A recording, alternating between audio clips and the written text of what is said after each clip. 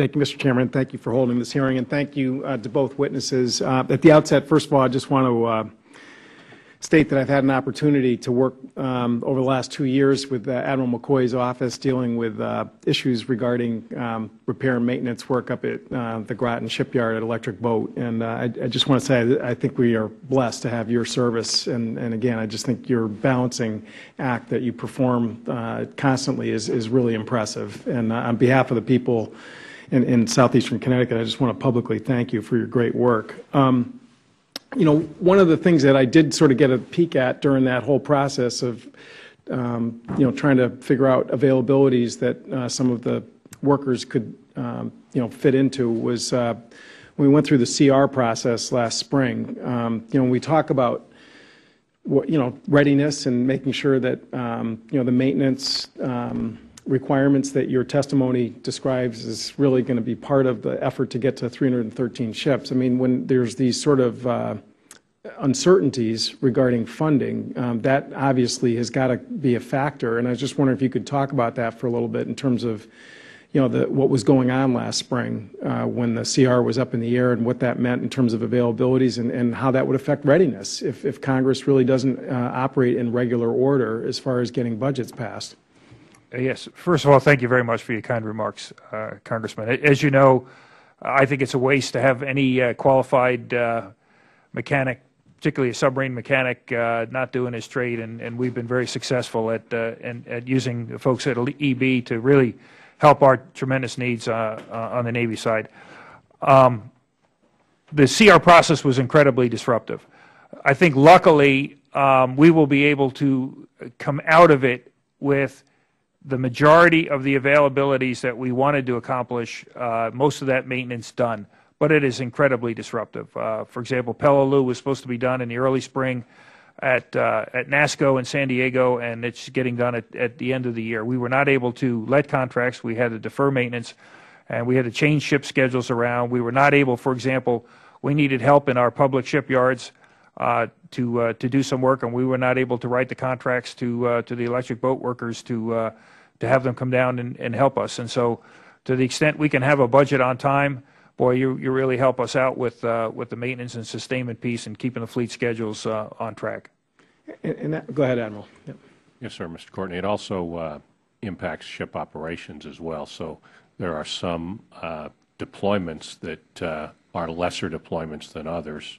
And so we are forced to decide whether to do those or not, and try to you know, kind of bet on the come that there will be a budget or not. Ship visits, you know, a number of those are canceled to various wonderful ports around the east and west coast. That you know, not too many as it turns out, but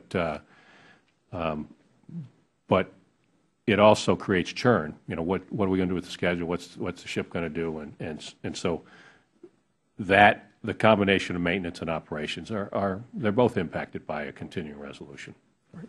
Thank you. And Admiral McCoy, I just wonder if you could just sort of describe for the committee again the process that you use with that sort of you know, industry working group in terms of looking at maybe shortfalls of workers in one yard versus another, and how that operates, because frankly I think that's helpful for us to understand how you're trying to balance the maintenance needs. Yes, sir. We have inside NAVSEA is about 60,000 civilians.